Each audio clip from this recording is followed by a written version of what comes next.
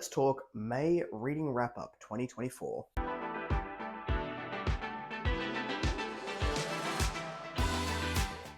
Hello everyone, welcome back to A Fictional Escapist. My name is Kris, and today's video is the May Reading Wrap Up of 2024.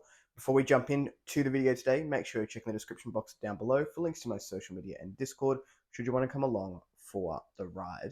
Now, May was probably my best reading month that I've had this year. We're not even going to talk about June. At the time of filming, I've read like 2 books, but that's fine. We're talking about May, which was a fantastic reading month. In the month of May, I read 6 full-length books, listened to 2 novellas, and also finished up 2 books, bringing the total up to 10 things to talk about today. Because we do have a few, I'm going to jump right into it, and I'm going to start off with the 2 novellas and do them at once because they were both in the same series.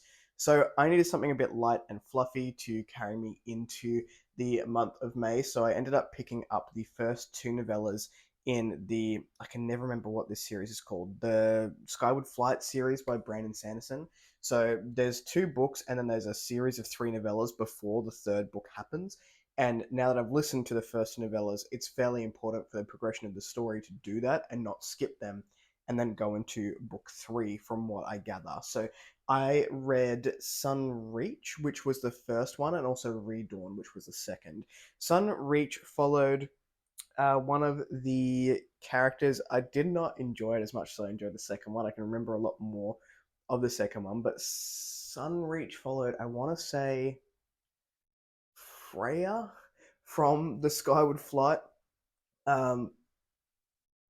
crew, and I can't remember what happened. I just remember that there was a lot more in-depth talks about the Doom slugs and the technology behind them, and I don't want to give too much away if people want to read or listen to this series, but it really went into depth about how they fit into the whole story, and it's much bigger than you initially think if you've just read the first 2 books. The second of the novellas follows Alanik, which was my favorite character from the second book, introduced in the second book as well, which is part of Spencer goes to this place to try and figure out their technology. Again, we're in the middle of a series, so I don't want to give too much away. But of the 2, the first one felt very YA to me. Now, this is a YA series, so that may sound redundant, but it read a lot younger. There was more talk about like teenage relationships, and it just felt very young, whereas the second one felt on the older end of YA. And even though it was still, having those same themes and those same conversations, there was more plot and more story, and it drove the greater series forward in a bigger way, I felt, than the first one. I was originally going to go back and listen to the third one, but I needed a bit of a break from YA. It's a fair bit of YA in the month of May, so that will happen at a later date. Then I will move on to finishing this one here. So, sorry about the shaky cam. I finished Inferno, so the first third of the poem, The Divine Comedy by Dante Alighieri. I haven't started the second one. Now, I really enjoyed it. This has been a bucket list book for me for a while. Huge thank you to Usman over at Bards and Books who read this one alongside of me over on the Discord. I think Usman actually went on to read the second one, and I just didn't. I am terrible. I'm a terrible buddy reader. I have good intentions, and then at some point I lose my way. So I'll have Usman's channel linked down below if you want to go and check him out. And the next book that I'm going to talk about will also show you the type of buddy reader that I am. If you want to buddy read something with me, I'm all for it. Just know I'm much slower than most people, and I also get distracted. So usually book 1, we're fine. And then after that, we'll see what happens. But I ended up needing to read this alongside the wiki page. So the wiki actually goes into what each of the stanza, whatever it's called, each chapter is about. So if you're confused, like the first few, I was absolutely fine. And then it got towards, I don't know, the 4th or 5th level of hell. And I was like, hang on, what's actually happening here? A lot of allegory in here. I needed a bit of help. There are some fantastic lines and also a 14th century fart joke. If you are ever in the mood for one of them, Inferno has one for you. Speaking of being super good at buddy reads, Roger will tell you all about how great I am at buddy reads with him. Although we did do Faithful and the Fallen at least in the same months. So, we did that one. We are reading Malazan together, and by together, I mean he's always one book ahead of me, and I'm always catching up. And then when I start the book that I should have been on many moons ago, he's normally on the next one. So it's a very loose buddy read at this point. But I did finish Reaper's Gale in the month of May.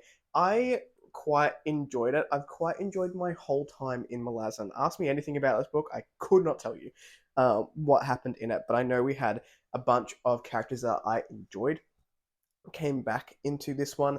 What I love about Malazan so much is that when I read it, I am in the world, and I'm immediately pulled back into the world and the chaos that is happening in this world right now. But there is so much happening at any given time, and it takes quite a long time to get to things that I'm here for the vibes at this point, and I cannot wait to finish the series. I think it's one that has to be reread, and I will get more out of it on the reread. But hey, I finished book 7. Is this book 7?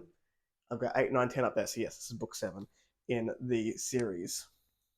I then picked up another one that I don't have with me, but I have physically. I then picked up The Binding Power by Cassidy Faylene. So this is a YA dark epic fantasy. I'll put that one up here. The ring light's going to try and be very glary. And this is a book 2. Now, book 1 I felt was very clean. It had a very clean, very simple premise that was done very well. This one got a lot deeper, and it delved into a lot of the grey of the characters that we are dealing with. I was a little bit confused with Hero in this book, which is one of the main characters, and whether he ends up being a good guy or a bad guy, and we sort of went back and forth on that, which made it a little bit convoluted for me personally. I still enjoyed it. Cassidy Faylene has a very easy to read writing style, but the characters I wasn't ever super clear on, not their intentions, because I think their intentions are relatively clear in the book, and they all think they're doing the right thing, even though other people don't think they're doing the right thing.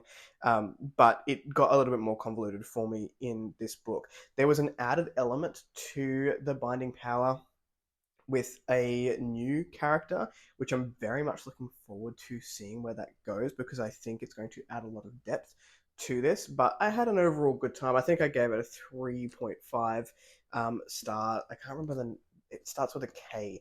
It was something to do with the goddess in here, which is the vibes that I'm all for in the next book. So we'll pick that one up when it comes out. I also picked up a mood read, which I picked up at the library, and that is The Night House by Joe Nesbo. This is about a 3-star read. This is just a quirky horror. I read it in like 2 sittings. I just want to show you this because it amuses me to no end. So the book is actually that long, and then this whole like 50-page chunk is an introduction to another book by this author, which was funny. This was like an acid trip.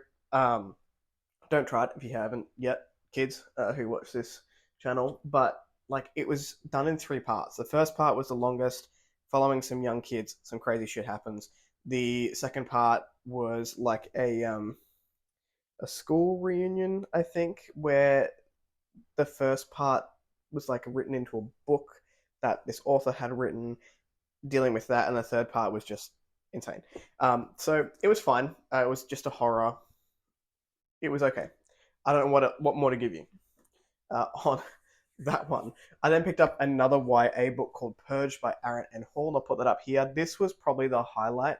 Actually, no. The last book I read this month was the highlight of the month, but this was a highlight of the month. So Purged is the second book in the Weaverland Chronicles, I think the series is called. It's a very simple premise, executed really well. This is a classic sort of chosen one, sword and sorcery. We're fighting good and evil. Like, it's, you throw up a trope and it's in this book, but it is done very well. And I'm someone who does not overly enjoy the chosen one trope.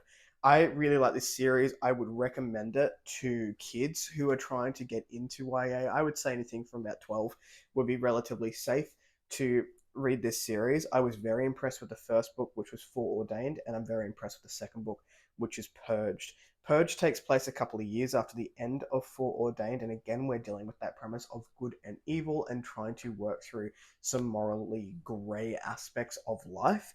And what do we do when we're faced with those? And I think there's some really good messages in this one. I then picked up A Strange and Stubborn Endurance on audio. This is by Foz Meadows, and this one was recommended to me by Roger because I liked A Taste of Gold and Iron by Alexandra Rowland, and I had a really good time with this one. So I'll put it up here, very pretty cover, and I'll listen to the second one at some point when my audio retention stops being trash. But this is a very sweet Mau Mau romance. Now, I say sweet because there's quite a graphic sexual abuse scene very early on in the book. So do check your trigger warnings if you are going to go into this one. And the rest of the book is sort of dealing with the trauma of that. There's like a very loose murder mystery happening in there as well, but it is very much about these characters learning to be with one another in almost an arranged marriage. So our main character, Valeeson, I've already forgotten his name, is being married off to another K. Again, I can't remember his full name, but K was the nickname that was used throughout the whole book. And he's sort of going from an area where being homosexual or same-sex attracted is frowned upon, and it's don't ask, don't tell. People don't like it, they don't want to talk about it, to somewhere where it's accepted.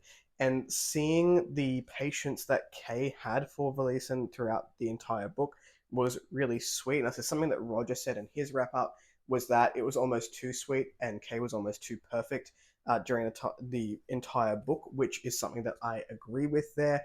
But I had a good time. I ended up giving this one a 4 star or 4.5 star. It's just what I needed at the time.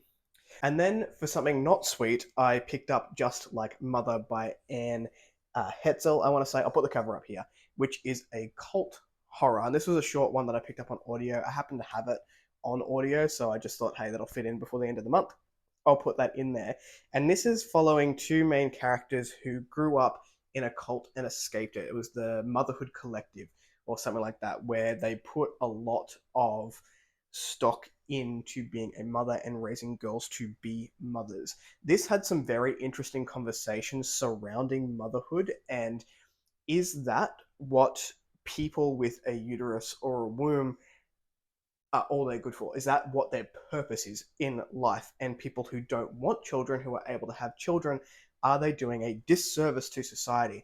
And I thought this was a very interesting conversation, particularly as someone who doesn't want children but has the body parts to be able to do that. So it was an interesting social concept of motherhood. And if you're someone who has gone down that path or is questioning that path, and is that what you're worth? Is it what society tells you to do? Therefore, lots of people do it but don't actually want kids. What's that effect on them? It was just a super interesting and super sort of creepy cult horror there. And the last thing that I read for the month of May was Light Fighters by Palmer Pickering. Now, I loved this. This is my book of the month.